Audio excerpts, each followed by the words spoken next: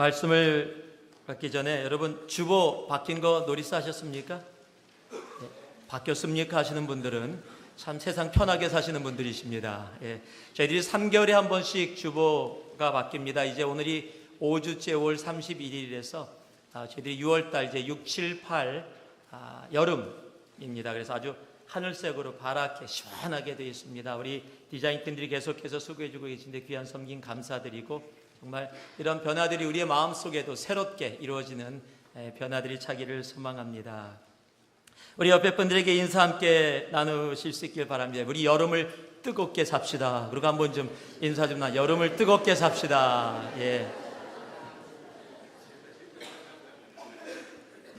인도는 너무 뜨거워서 지금 1,700명이 돌아가셨습니다. 신문을 보니까 이 아스팔트가 녹았어요. 아스팔트가 녹아서 완전히 온도가 48도, 52도 섭씨. 그 온도면 정말 사람 살기 힘든 온도인데 온난화 때문에 그렇다는 이야기도 있고 여러 가지 있는데 정말 마지막 때가 다가옴을 하나님이 보호하시기 때문에 우리들이 살아있음을 고백하지 않을 수 없습니다. 정말 조그만 온도가 높아져도 살아갈 수 없는 게 우리들인데 하나님의 은혜입니다.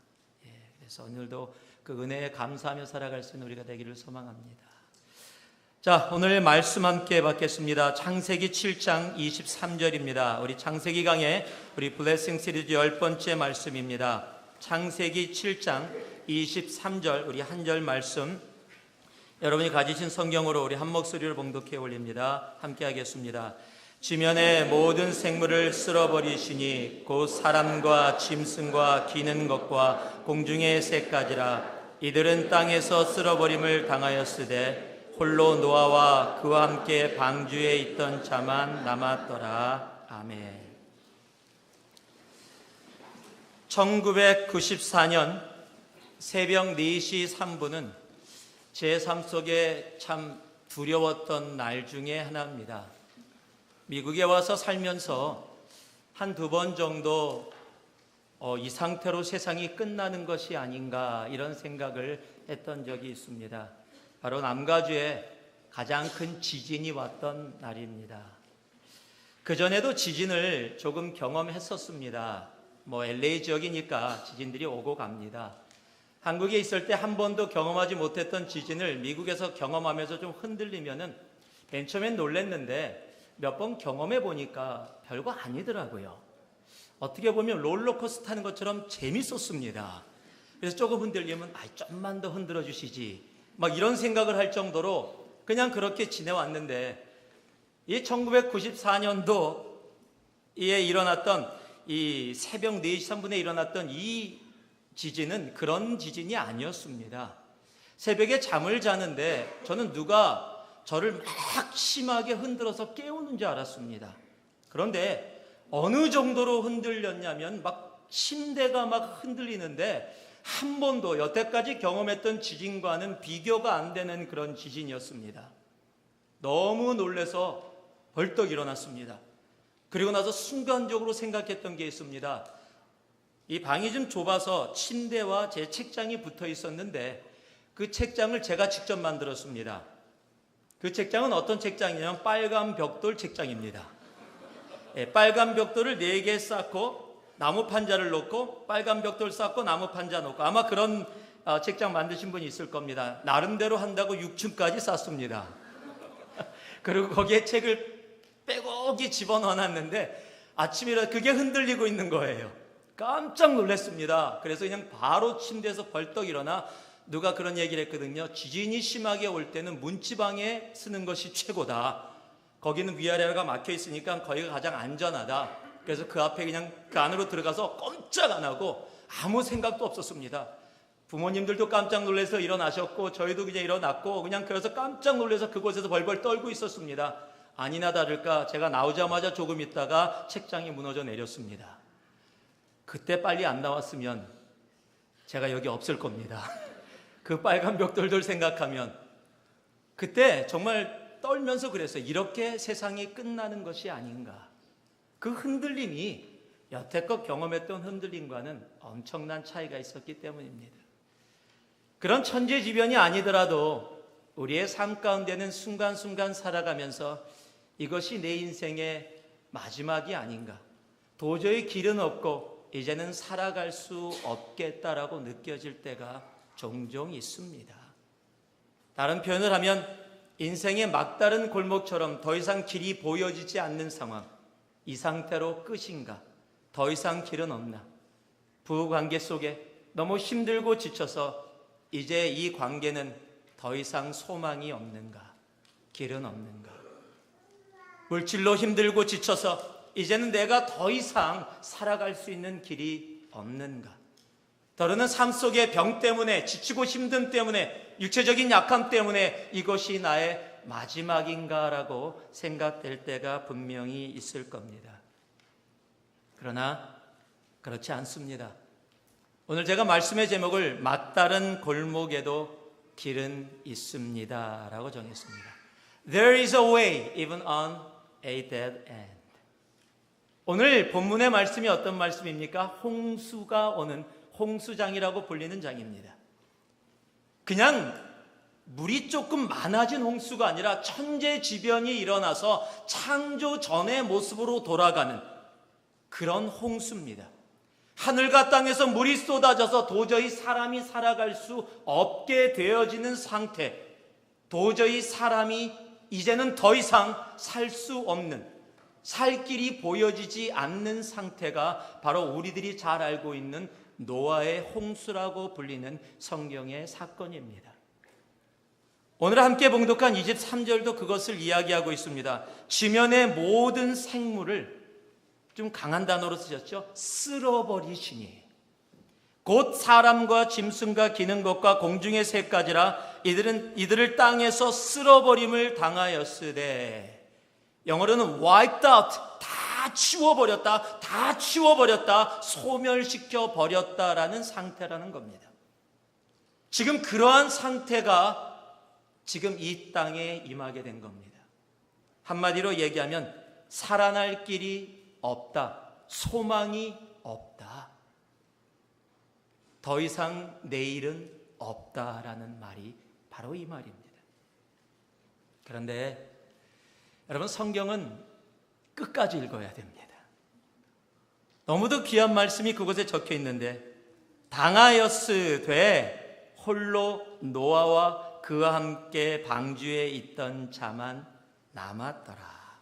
Only Noah was left and those with him in the ark.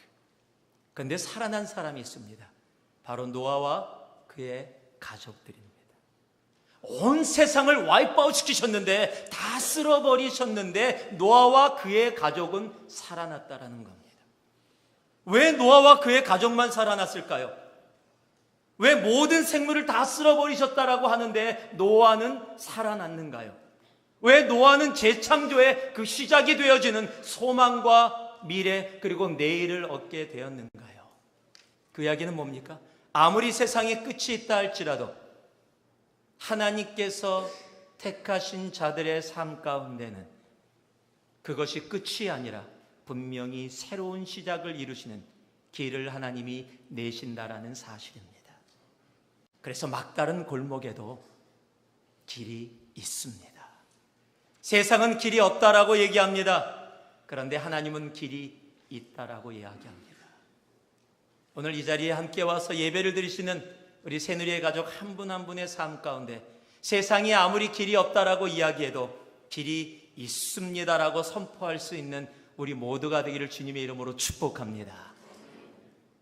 그럴 때 우리의 삶이 하나님이 시작하시는 재창조의 삶 가운데 분명히 참여하게 될 것입니다. 그럼 노아는 어떤 사람이었기에 그 하나님이 그 막다른 골목에도 길을 여실 만큼 온 세상이 와이프아웃, 쓸어버림을 당한 그 상황 가운데서도 새로운 생명을 갖게 되어지는 그 길에 들어서게 됐는가?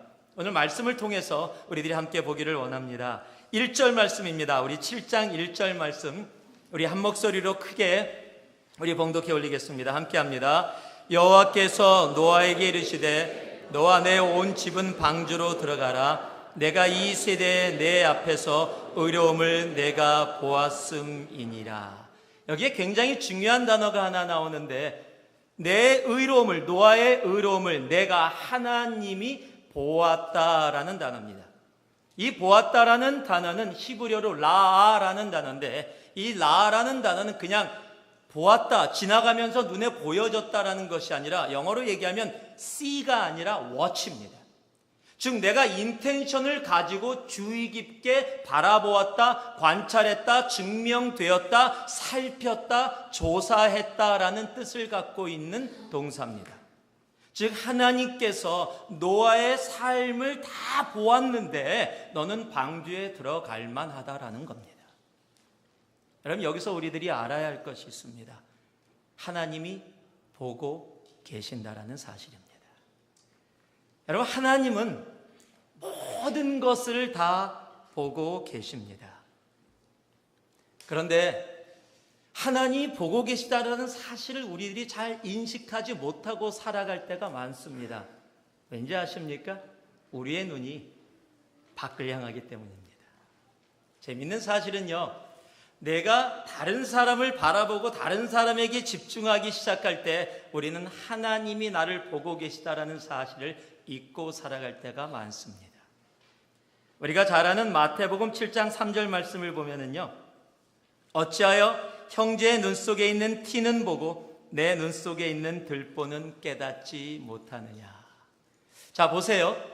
지금 다른 사람의 눈에 있는 티를 누가 보고 있습니까? 내가 보고 있습니다. 그런데 내 눈 속에 있는 들보를 누가 보고 있습니까? 하나님이 보고 계시다는 사실이에요. 내가 다른 사람의 눈에 있는 티를 보고 너 눈에 티 있다라고 지금 그렇게 이야기하고 있는데 내 눈에 들보를 나는 보지 못하고 있어요. 왜요? 하나님이 보고 계시고 하나님이 알고 계심에도 불구하고 내 눈이 하나님을 바라보지 아니하고 다른 사람을 바라보고 있으니까 내 눈에 있는 들보를 보지 못하고 있는 겁니다. 여러분, 하나님이 나를 보고 계시다는 사실을 내가 인식하고 살아가는 노아의 삶은 내 눈이 다른 사람을 향할 때는 보이지 않습니다. 인식이 안 됩니다. 그런데 내 눈이 하나님을 향할 때 하나님이 내 속에 있는 죄악을 알게 하시고 그 죄악을 깨끗게 하셔서 내가 주님을 바라보며 주님이 나를 보고 계시다는 그것을 의식하고 깨닫고 주님과 함께 동행하는 삶을 살아갈 수 있게 되는 겁니다. 여러분, 대표적인 인물이 다윗입니다. 이 다윗의 시편을 보면은요, 시편 139편에 특히 23절, 24절에 하나님을 향해서 다윗이 이렇게 고백을 합니다. 하나님이여 나를 살피사 내 마음을 아시며 나를 시험하사 내 뜻을 아소서. 주님, 나를 살펴주시옵소서. Lord, search me, O God. 하나님, 그냥 잠시 보는 게 아니라 내 속을 search하여 주옵소서, 감찰하여 주시옵소서. 그래서 내게 무슨 악한 행위가 있나 보시고 나를 영원한 길로 인도하소서. 여러분, 다윗은 계속해서 누구를 향하고 있었어요? 하나님을 향하고 있었습니다. 그 눈이 하나님을 향하니까 하나님 앞에, 하나님, 내 속에 있는 더러움을 내가 볼 수 없는데 하나님이 나를 보아주셔서 내 속에 무슨 악이 있나 보시고 그 악을 깨끗게 하여 주셔서 하나님, 내가 주님과 함께 동행하는 삶, 바로 그 삶 살게 하여 주시옵소서. 여러분, Search me, O God을 외칠 수 있는 사람은 누굽니까? 바로 하나님이 나를 보고 계시다라는 것을 인정하는 삶입니다. 여러분, 지금도 하나님이 여러분을 보고 계심을 아십니까? 지금은 봐도 좀 괜찮을 것 같죠? 오늘 다 성경도 갖고 왔고 주일날 예배 다 준비하고 왔으니까 오늘은 좀 보셔도 되는데 어저께만 안 보셨으면 참 좋겠는데, 그 모습만 좀 안 봤으면 좋겠는데, 여러분, 이 자리에 있으면 가끔 가다가 주무시는 분 보입니다. 예. 근데 너무 하나님이 그 중심을 아실 거예요. 왜냐하면 주무심에도 불구하고 집에서 안 주무시고 그래도 교회까지 와서 주님 품 안에서 주무실 수 있다는 게 얼마나 귀합니까? 예. 침대에서 편하게 주무실 수 있는데 이 불편한 의자에 와서 그냥 거기서 눈치 보면서 그냥 졸다가 깜짝 놀라고 그냥 아내가 턱 치고 깨고 막 그런 상황을 반복하시면서도 주님 앞에 나와 있는 그 마음 귀하잖아요. 저는 주님도 그 마음 알 거라고 생각합니다. 여러분, 주님께서 보고 계시다라는 것, 우리의 중심을 보고 계시다라는 것, 내가 내 눈을 사람이 아니라 하나님께 들을 때 이 다윗의 고백을 할 수 있는 거예요. 내 마음을 주님 감찰하여 주시옵소서. 잠언 15장 3절을 봤더니요, 여호와의 눈은 어디서든지 악인과 선인을 감찰하시느니라. 여러분, 하나님의 눈은 보고 계십니다. The eyes of the Lord are everywhere. 어디에든지 있다. 에레미야 17장 10절을 보니까요, 나 여호와는 심장을 살피며 폐부를 시험하고 각각 그 행위와 그 행실대로 보응하나니. 즉, 하나님은요, 우리의 머리끝부터 발끝까지를 다 알고 계시고 다 살피고 계시고 잠시 외출했다 돌아오시는 것이 아니라 하루 24시간 나를 전체를 살피고 계신 분이세요. 여러분, 그 주님이 나를 보고 계시다는 것을 아는 것, 그것이 보통 우리들이 라틴어로 이렇게 얘기하죠. 코람데오. 하나님의 눈앞에, 하나님의 얼굴 앞에 거한다.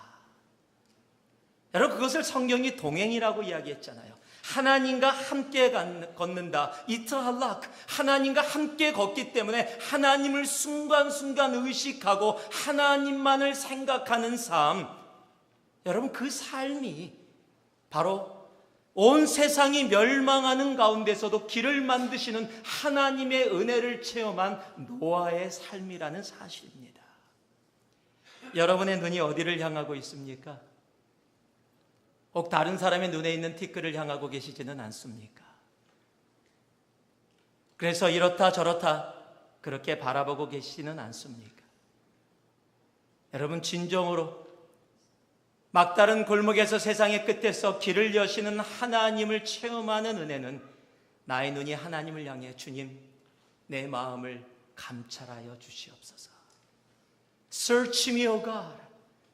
여러분, 그렇게 고백할 수 있는 그 삶 가운데 하나님의 눈을 의식하고 살아가는 바로 그 삶 가운데 막다른 골목에서 길을 여시는 바로 그 하나님의 은혜를 노아처럼 우리도 체험할 수 있게 되는 겁니다.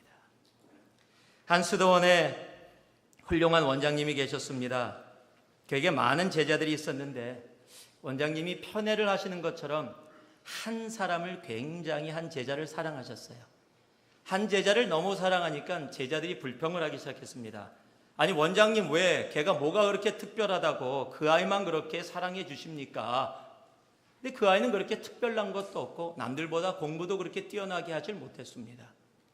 그런 불평들이 이곳저곳에서 나오니까 그 원장님이 제자들을 다 모았습니다. 제자가 수백 명이 됩니다. 그리고 내가 왜 그 아이를 그렇게 특별히 사랑하는지 오늘 내가 너희들에게 말해주겠다라고 이야기합니다. 그리고서는 전부 다 한 제자들 한 제자 모두에게 살아있는 조그만 새를 다 나눠줬습니다. 그리고 이렇게 말했습니다. 지금 너희가 가서 아무도 보지 못하는 곳에서 가서 이 새를 죽여서 나에게 갖고 와라. 그러면 내가 왜 그런지를 알려주겠다. 제자들이 다 흩어졌습니다. 한 명 한 명씩 모이기 시작했고 시간이 어느 정도 지나자 그 원장 앞에 죽은 새들이 잔뜩 쌓이게 됐습니다. 그런데 아무리 기다려도 바로 그 아이가 오질 않는 거예요. 사람들이 웅성웅성대기 시작했습니다. 그런데 한참 지나서야 그 아이가 눈물을 머금으면서 새를 죽이지도 못하고 새를 손에 들고 눈물을 먹으면서 앞에 왔습니다. 원장이 물었습니다. 대체 너는 왜 새를 죽이지 않고 그렇게 울면서 이곳으로 다시 왔느냐? 그랬더니 그 제자가 원장 앞에 그리고 모든 사람이 있는 곳에서 이렇게 이야기합니다. 원장님께서는 아무도 안 보는 곳에서 새를 죽이라고 하셨잖아요. 그런데 아무리 조용하고 어색한 곳을 찾아보아도 하나님은 보고 계셨어요. 그래서 새를 죽일 수 없었어요. 여러분, 어떠십니까? 하나님이 보고 계시지 않는 곳이 있으십니까? 내 생각, 내 말, 내 삶 가운데 여러분, 하나님이 보고 계시지 않는 곳은 없습니다. 다만 내가 하나님이 보고 계시다라는 것을 의식하지 못하고 내 마음대로 살아갈 때 우리는 노아에게 길을 내어주신 하나님의 그 은혜를 알지 못하고 살아가게 될 뿐입니다. 막다른 골목에서도 길을 내시는 그 하나님의 은혜를 우리 모두가 체험할 수 있기를 소망합니다. 오늘도 하나님은 우리를 보고 계십니다. 그것을 알고 하나님을 향하여 다윗처럼 하나님 내 속을 감찰하여 주시옵소서, 그렇게 외칠 수 있는 삶이 바로 하나님과 동행하는 삶, 바로 노아의 삶이 되어지는 겁니다. 7절에서 10절까지 말씀을 함께 봉독하겠습니다. 함께 봉독합니다. 노아가 아들들과 아내와 자부들과 함께 홍수를 피하여 방주에 들어갔고 정결한 짐승과 부정한 짐승과 새와 땅에 기는 모든 것이 하나님이 노아에게 명하신 대로 암수 둘씩 노아에게 나와 방주로 들어갔더니 7일 후에 홍수가 땅에 덮이니.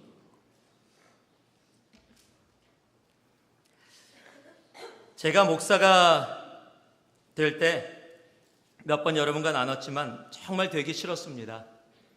목사가 되지 않으려고 전도사 생활을 11년을 했습니다. 전도사를 하다가 다시 돌아갈 수는 있을 것 같은데 목사 안수 받은 다음에는 다시 못 돌아갈 것 같아서 목사 안수는 최대한도로 안 받아보자 라고 엄청 노력을 했고 주님한테도 그렇게 얘기했어요. 하나님, 내가 열심히 믿을게요. 그러나 목사만 하지 않을게요. 전 목사가 되면 세상 즐거움 다 버리고 저는 그렇게 이게 정말 보링한 막 성경 가슴에 끼고서 형제님 막 이러고 다니는 막 그런 삶만, 정말 너무 심심한 삶, 정말로 그렇게 알았기 때문에 정말 목사 되기 싫었어요. 지금 목사, 제가 다시 태어나도 저는 주님이 안 시킨다면 때를 써서라도 목사 될 겁니다. 힘듦이 없어서요?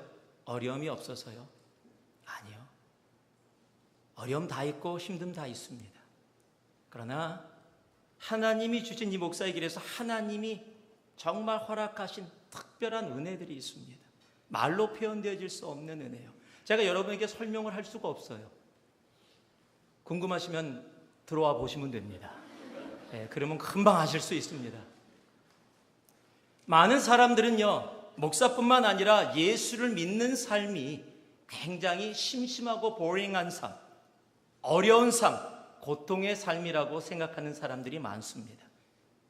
그래서 알게 모르게 자기의 다리를 세상과 주님에게 양다리를 걸고 이쪽이 재밌어 보이면 이쪽을 갔다가 이쪽이 재밌어 보이면 이쪽을 갔다가 왔다 갔다 하는 삶을 살아가는 그런 분들도 우리들이 가끔 봅니다. 그런데요, 이런 막다른 골목에서 길을 내시는 하나님께서 우리에게 원하시는 것이 하나 있습니다. 그거는 바로 방주로 들어가는 순종입니다. 방주로 들어가는 순종. 아니, 거길 누가 안 들어가겠습니까? 지금 세상이 멸망하는 상황인데 거기 왜 안 들어가겠습니까? 여러분, 영화를 보거나 만화를 보거나 노아의 방주에 대한 이야기가 나오면 보통 이렇게 됩니다. 노아의 방주가 만들어졌습니다. 배 모양으로 만들어졌어요. 원래는 배 모양도 아닙니다. 나중에 말씀드릴게요. 그럼 배 모양으로 만들어지고 문이 있는데 이제 문이 닫히는데 비가 막 쏟아지기 시작하고, 얼마 전에 나온 영화도 막 사람들이 방주 타겠다고 막 쫓아오고 문은 닫히고 그냥 막 이런 상황들이에요. 그런데요, 오늘 말씀을 보니까 뭐라고 적혀 있습니까? 방주로 들어갔고 라고 우리 7절에 시작하면서 맨 마지막에 10절에 뭐라고 적혀 있습니까? 7일 후에 홍수가 땅에 덮이니. 자, 지금 노아와 가족들이 방주에 들어갔을 때는 아직 비가 안 오고 있었습니다. 세상이 변한 것이 하나도 없었습니다. 세상은 세상대로 그대로 다 즐겁고 재밌게 하나도 변한 거 없이 오히려 방주를 만들고 있고 다 완성한 노아의 가족들을 향해서 손가락질하고 있는 상황이었을지도 모릅니다. 그런데 노아와 노아의 가족들은 아직 비가 오지도 않았는데, 아직 땅에서 물이 넘쳐흐르고 있지도 않은데, 세상의 멸망의 징조가 눈에는 하나도 보이지 않는 상황임에도 불구하고 하나님께서 들어가라라는 그 명령에 순종하고 방주로 들어갔다라는 사실입니다. 여러분, 세상의 즐거움이 크게 보입니다. 아직 비가 오지 않았습니다. 비를 경험한 적도 없습니다. 그냥 하나님께서 비가 올 거다, 세상이 멸망할 거다 라고 말씀한 것 외에는 세상에는 아무것도 보이지 않습니다. 세상 사람들을 보면 너무 즐겁고 재밌게 잘 살고 있어요. 내가 예수 믿는 게 손해나는 삶 같아요. 내가 예수를 열심히 믿고 헌신하고 정말 주님 앞에 모든 것, 시간과 물질과 정성과 것을 드리는 게 너무 아까운 거예요. 세상 사람들 그렇게 하지 않아도 너무 잘 살고 있는 거예요. 자녀들도 잘 되는 것처럼 보여요. 회사도 너무 잘 돼 보입니다. 모든 것이 다 괜찮아 보여요. 그런데 하나님께서 살 길은 예수밖에 없다라고 얘기합니다. 방주로 들어가라고 얘기합니다. 그런데 조금 있다가요, 아직 세상 보니까 멀쩡해 보이는데 조금 세상 좀 더 있다가, 이 땅에 태어났는데 조금 더 누리다가 들어가면 어떨까요? 이렇게 얘기하는 사람들이 간혹 있다라는 사실입니다. 여러분, 노아가 구원받은 이유는 인생의 막다른 골목에서 길을 여시는 하나님을 체험할 수 있었던 바로 그 길은 무엇입니까? 아직 비가 오지도 않았는데, 아직도 사람들이 손가락질하고 있는데, 아직 아무것도 세상 가운데 변한 것이 하나도 없는데, 그럼에도 불구하고 주님께서 들어가라 라는 그 명령에 믿음으로 순종하고 들어갔기 때문입니다. 여러분, 홍수는 바로 난 게 아닙니다. 생각해 보세요. 노아의 방주가 아무리 커도 갇혀 있는 곳입니다. 그곳에 7일을 기다려요. 지금 성경은 7일 후에라고 이야기하고 있지만 이게 비가 언제 올지, 들어갔는데 비가 안 와요. 문은 닫혔습니다. 이게 뭡니까 대체 주님? 나 헌신하고 들어왔는데 대체 뭡니까? 뭐가 이루어진다면서요? 왜 아무것도 안 이루어지는데요? 라고 불평하고 있을지 모릅니다. 여러분, 그런데 그 안에 들어가 있는 자들만이 구원받았다는 사실을 여러분들은 기억할 수 있기를 소망합니다. 여러분, 세상이 아무리 재밌어 보여도 그곳에는 길이 없습니다. 길은 방주 안에 들어가는 순종을 통해서만 하나님이 여셨습니다. 신약에도 그런 비슷한 내용이 적혀 있습니다. 누가복음 14장의 이야기입니다. 16절에서 20절까지 말씀해 보면 이렇게 되어 있습니다.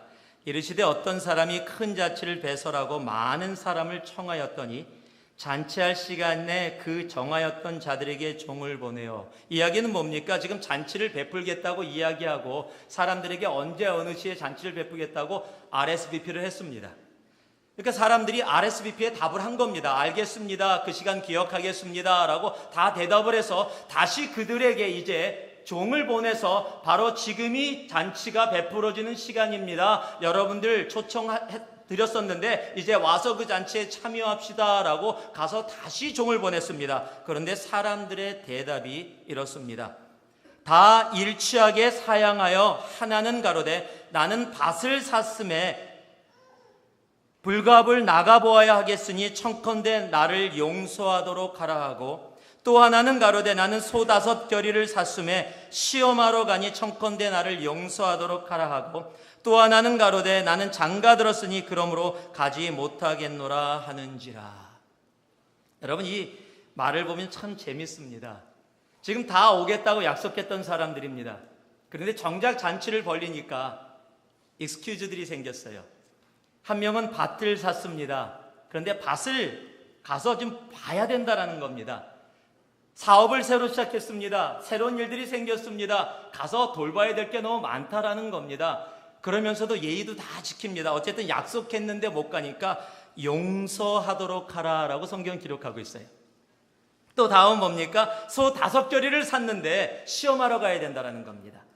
똑같은 상황입니다. 약속을 했는데 일들이 벌어졌는데 그 일들 생각하지 않았는데 이때 살 수밖에 없었다라는 겁니다. 그래서 뭐라고 얘기합니까? 나를 용서하도록 하라.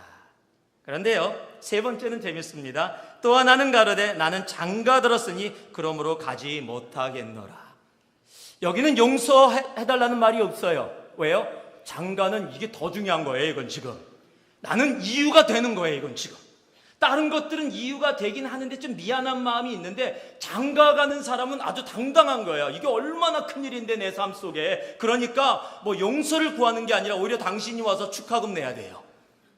지금 그런 마음이에요. 지금 다 나름대로 이유가 있고 예의를 다 표했습니다. 그러나 여러분 누가복음 14장을 계속 읽으면 어떻게 됩니까? 잔치를 벌인 자가 화를 내고 그들이 들어오지 못하게 하고 길거리에 가서 오히려 다른 사람들을 데려오라라고 명합니다. 여러분, 하나님께서 우리를 구원해 주셨고 우리를 이곳에 있게 해주셨습니다. 그리고 예수 그리스도께 헌신하는 믿음으로 방주에 들어가는 그 삶을 통해서 우리의 삶을 책임져 주시고 구원의 길로 온전히 인도하심을 우리에게 약속해 주셨습니다. 방주를 만드는 일을 열심히 하면서 이것도 만들고 저것도 만들고 짐도 날라다 주고 다 하면서 정작 방주에 들어가라 그럴 때 조금 있다가요, 좀 기다려주세요. 아니, 아직 세상 보니까 멀쩡한데요. 난 나중에 할게요. 여러분, 혹시 그러고 있는 나의 마음이 있다면 여러분, 오늘 하나님의 말씀 가운데 나의 삶을 들여 주님께 온전히 헌신하는, 정말 방주에 들어가는 믿음의 순종이 여러분의 삶에 있기를 주님의 이름으로 축복합니다. 마태복음 7장 21절은 나더러 주여 주여 하는 자마다 다 천국에 들어갈 것이 아니요 다만 하늘에 계신 내 아버지의 뜻대로 행하는 자라야 들어가리라. 주님을 부르는 일이 뭡니까? 종교활동 했다는 겁니다. 같이 방주 만드는 일에도 동참했다라는 겁니다. 그런데 정작 방주엔 들어가지 않는다라는 겁니다. 세상이 더 재밌다라는 겁니다. 아직 하나님의 말씀이 현실로 다가오지 않는다라는 겁니다. 지금이 마지막이라고 느껴지지 않는다라는 겁니다. 내 삶에 이루어지는 지금 일들이 더 중요하다라는 겁니다. 회사 일이, 가정 일이, 자녀 일이, 내 건강이, 내 것이 더 중요해서 하나님의 일이 지금 들어가라고 하는데 하나님 그건 좀 기다릴 수 있잖아요. 아직 시간 남은 것 같은데요 라고 망설이고 있고 이 땅 가운데 머물러 있다라는 사실입니다. 여러분, 노아의 믿음의 위대함은 방주를 만들어서 뿐만이 아닙니다. 아직 아무것도 변하지 않은 상황 가운데 방주로 들어간 믿음 또한 위대한 믿음입니다. 창세기 7장 5절을 보니까요, 노아가 여호와께서 자기에게 명하신 대로 다 준행하였더라. 이것은 방주를 만든 것만을 이야기하고 있지 않습니다. 주님의 말씀대로 아직 아무것도 세상에 변하지 않았음에도 불구하고, 주님의 말씀이 이 땅 가운데 아직 현실화되어 있지 않았음에도 불구하고 그 말씀만 붙잡고 방주로 들어간 것 또한 다 준행한 순종의 하나라는 사실입니다. 그 순종의 결과가 뭡니까? 창세기 7장 23절을 보니까요, 마지막 부분에 이렇게 적혀 있죠. 방주에 있던 자만 남았더라. 방주에 있던 자만 남았더라. 여러분, 방주에 들어가 있는 자만이 주님께서 막다른 골목 가운데도 길을 내시는 자입니다. 우리는 다 방주 가운데, 방주 주위에 몰려 있는지도 모릅니다. 방주가 우리 삶의 중요한 부분, 만들고 있는 것이 중요한 부분일지도 모릅니다. 교회들이 그랬습니다. 초대교회도요. 하나님이 사도 바울을 통해서 갈라디아 교회가 뭡니까? 예수를 구세주로 영접한 사람들이 교회입니다. 그런데요, 그 교회에다가 이런 말을 쓰셨습니다. 갈라디아서 3장 3절 말씀을 보니까요, 너희가 이같이 어리석으냐? 성령으로 시작하였다가 이제는 육체로 마치겠느냐? 여러분, 교회에게 쓴 말씀입니다. 너희가 방주를 열심히 같이 만들어 놓고서 정작 방주에 들어가지 않고 세상 가운데 그렇게 남아 있겠느냐? 나더러 주여 주여만 하지 말고 주여라고 부르는 그 모습대로 그렇게 방주 안으로 들어오는 순종의 삶을 살아가라 말씀하고 계시는 겁니다. 방주에 들어가는 믿음, 바로 그 믿음의 순종이 막다른 골목 가운데도 길을 여시는 하나님의 은혜를 체험한 바로 노아의 삶이라는 사실입니다. 마지막으로요, 우리 16절 말씀입니다. 같이 한번 봉독합니다. 16절 시작. 들어간 것들은 모든 것의 암수라. 하나님이 그에게 명하신 대로 들어가매 여호와께서 그를 닫아 넣으시느니라. 여호와께서 그를 닫아 넣으시느니라. Then the Lord shut him in. 누가 하셨습니까? 방주 안에 들어간 건 노아인데, 노아의 가족들인데 그 방주를 닫으신 이는 바로 하나님이십니다. 여러분, 지난주에도 말씀드렸지만 방주는요, 배 모양이 아닙니다. 방주는 직사각형의 상자입니다. 그리고 그곳에는 배를 움직일 수 있는 키 같은 것과 동력이 없습니다. 그저 바다에 떠 있는 겁니다. 그저 바다에 떠 있는 상태인데 그것을 닫으시고 조정하셔. 왜 그렇게 만들게 하셨습니까? 그 배를 안전하고 평안하게 하시는 이는 너희가 열심히 노력해서가 아니라 바로 나 하나님께서 그렇게 하신다라는 것을 말씀해 주시는 겁니다. 그래서 방주의 문도 여호와께서 닫으신 겁니다. 여러분, 우리의 인생, 주님께 맡겨진 인생은요, 내가 하는 인생이 아닙니다. 내가 살아가는 인생이 아닙니다. 내가 운전하는 인생이 아닙니다. 우리 한국말에 운명이라는 말이 있습니다. 여러분, 운명의 한자가 앞에 운자가 운전할 운자입니다. 그리고 생명명자입니다. 여러분, 내가 운전하면 아마 내 운명 내가 어떻게 가야 될지 모를 겁니다. 그러나 그 운전을 주님께 맡기게 되어진다면 내 운명 평안하다고 고백할 수 있게 될 것입니다. 우리의 주님은요, 절대 사고 안 내십니다.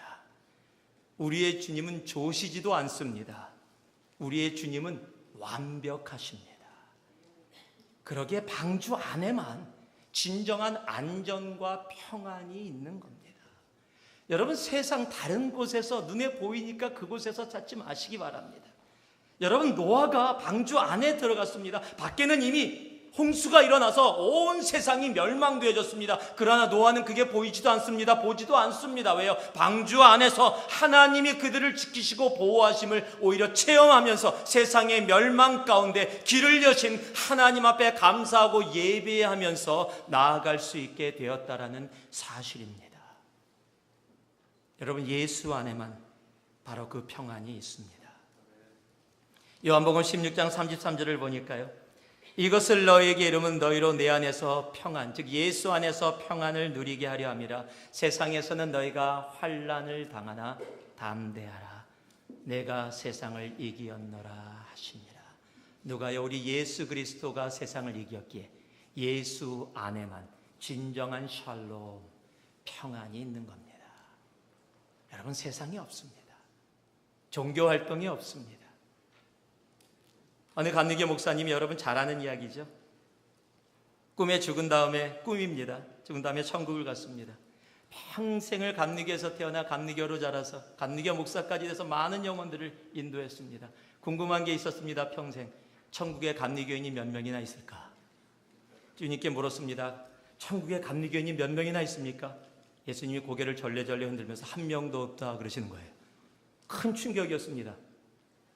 막 너무 충격을 받아갖고 어쩔 바 모르다가 갑자기 궁금한 게 생각났습니다. 그럼 하나님, 침례교인은요?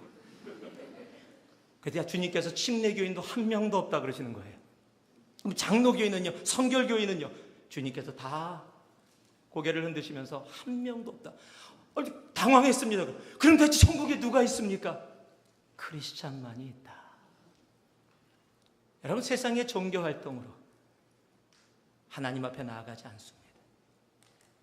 우리가 교단을 붙잡고 우리가 세상의 것을 붙잡고 종교 활동을 붙잡았고 그곳에 구원의 길이 있는 것이 아닙니다. 구원의 길은 예수밖에 없습니다. 진정한 평안과 안전은 오직 예수 안에만 존재합니다. 여러분, 그 예수 안에 머물러야 합니다. 내가 살아가는 종교활동과 내가 살아가는 세상이 아니라 예수 안에만 진정한 안정과 평안이 있기에 바로 세상이 안전하다 할 때 그곳에는 홍수로 모든 것이 멸망했고 사람들이 손가락질하던 그 방주 안에만 온전한 평안과 생명의 구원이 있었음을 우리들이 온전히 알고 있다면 오늘도 우리는 진정한 이 땅의 영원한 방주 대신 예수께만 나아가야 합니다. 내 경험이 아닙니다. 내 전통이 아닙니다.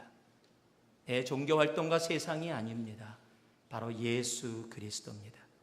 왜냐하면요, 우리 주님은 모든 것을 다 알고 계신 분이기 때문에 그렇습니다. 창세기 7장 17절에 보면은요, 굳이 기록 안 해도 되는 내용들을 적어 놓으신 것 같은 게 있습니다. 홍수가 땅에 40일을 있었는지라, 즉 40일 주야로 비가 내렸고 땅에서 물이 솟아났습니다. 그 40일을 기록하고 있습니다. 24절을 보니까요, 물이 150일을 땅에 창일하였더라. 나중에 계속해서 여러분 창세기를 읽으면은 그 홍수, 물에 밖에 동안 물에 떠나려서 방주 안에 있었던 날이 366일 정도 됩니다. 즉 1년 정도 됩니다. 그 날짜를 계산할 수 있게 날짜들을 계속해서 기록해 놓고 계세요. 방주 안에 있는 노아는 날짜 실 수 있는 여력이 없습니다. 이게 지금 아침인지 저녁인지도 구분이 안 갑니다. 1시간이 지났는지 2시간이 지났는지도 모릅니다. 그런데 그 날짜를 세시는 이가 누구십니까? 바로 하나님이십니다. 우리의 날을 계수하시는 이가 하나님이시고, 왜 그 날짜를 세십니까? 우리를 아시기 때문입니다. 이제 방주가 멈추고 새로운 재창조를 하나님이 이루실 그 시간과 그 장소를 우리 주님께서 알고 계시기 때문입니다. 주님은요, 우리의 형편을 아십니다. 주님 언제까지입니까? 라고 외칠 때에도 주님은 우리의 날을 계수하고 계십니다. 그래서 우리가 잘 아는 말씀이죠. 고린도전서 10장 13절, 사람이 감당할 시험 밖에는 너에게 당한 것이 없나니 오직 하나님은 미쁘사 너희가 감당치 못할 시험당함을 허락지 아니하시고 시험당할 즈음에 또한 피할 길을 내사 너희로 뭐라고요? 능히 감당하게 하시느니라. 그분이 우리 하나님이십니다. 우리의 상황을 다 아시고 우리의 고난의 날짜의 수를 다 알고 계시는 분. 그래서 우리로 하여금 다시 이 땅 가운데 새 생명을 얻고 살아가게 하시는 분이 바로 우리의 하나님이십니다. 여러분, 막다른 골목에 길을 낼 수 있는 분은 하나님밖에 없습니다. 세상은 길이 없다라고 이야기합니다. 그런데 하나님은 내가 길이다라고 이야기해 주시는 겁니다. 우리 시편 121편 1절에서 8절까지 말씀, 우리가 함께 같이 좀 8절까지의 말씀이지만 함께 봉독하기를 원합니다. 우리 1절에서 8절까지의 말씀 우리가 함께 한 목소리로 우리 봉독해 올리겠습니다. 함께 합니다. 내가 산을 향하여 눈을 돌리라. 나의 도움이 어디서 올꼬? 나의 도움이 천지를 지으신 여호와에게서로다. 여호와께서 너로 실족지 않게 하시며 너를 지키시는 자가 졸지 아니하시리로다. 이스라엘을 지키시는 자는 졸지도 아니하고 주무시지도 아니하시리로다. 여호와는 너를 지키시는 자라. 여호와께서 내 우편에서 내 그늘이 되시나니 낮의 해가 너를 상치 아니하며 밤의 달도 너를 해치 아니하리로다. 여호와께서 너를 지켜 모든 환난을 명쾌하시며 또 내 영혼을 지키시리로다. 여호와께서 너의 출입을 지금부터 영원까지 지키시리로다. 아멘. 우리가 눈을 들어서 하나님을 바라볼 때 우리의 도움이 어디서 오는 것을 우리들이 알 수 있습니다. 그는 졸지도 아니하시고 그는 주무시지도 아니하시는 바로 우리의 하나님이시기 때문에 그렇습니다. 내 인생에 막다른 골목 같은 길을 경험하고 계십니까? 그것이 건강의 문제든 그게 물질이든 그게 관계든 어떻게 말로 표현되어 줄 수 없는 우리의 인생의 그런 부분이 혹 있다 할지라도 기억하시기 바랍니다. 막다른 인생의 골목길에서도 하나님은 길을 분명히 여십니다. 왜냐하면 그가 길이기 때문입니다. 하나님은 다 보고 계십니다. 하나님은 방주로 들어가는 그 순종의 길 가운데 우리에게 그 길을 열어주십니다. 그리고 하나님은요, 내 안에만 진정한 평안이 있음을 온전히 말씀하여 주시는 겁니다. 길이 없습니까? 길이 있습니다. 세상에 얘기하는 그 이야기에 속지 마시기 바랍니다. 우리 예수가 길이고 그 예수만을 바라보며 나아갈 때 하나님은 오늘도 여러분의 삶에 여러분이 생각지도 못했던 방법과 시간 가운데 여러분에게 구원의 길, 생명의 길, 새로운 길을 분명히 열어주실 겁니다. 그리고 그 길 안에는 세상이 줄 수 없는 That peace passes all understanding, 정말 그 샬롬의 평안이 여러분의 삶을 주장하게 될 것입니다. 함께 기도하겠습니다. 사랑의 아버지 하나님, 세상이 길이 없다고 이야기할 때 내가 곧 길이요 생명이라고 말씀하신 주님의 말씀을 기억합니다. 아무도 살아날 수 없다라고 느껴진 상황 가운데 죽음을 이기신 예수로 인하여 우리가 다시 살 수 있음을 주님 믿음으로 고백합니다. 오늘 이곳에 있는 귀한 주님의 백성들을 기억하여 주시고 아버지 하나님, 주님만이 길임을 기억하고 하나님이 나를 보고 계심을, 내가 방주를 만들고 종교생활하다가 방주에 들어가지 않는 어리석음이 아니라 방주로 들어가는 그 믿음의 순종을, 그리고 그 예수 안에, 그 방주 안에만 진정한 안정과 평안이 있음을 고백하며 주님께서 여시는 그 구원의 길을 마음껏 체험하는 우리 모두 되게 하여 주시옵소서. 감사드리며 예수님 이름으로 기도 올리옵나이다.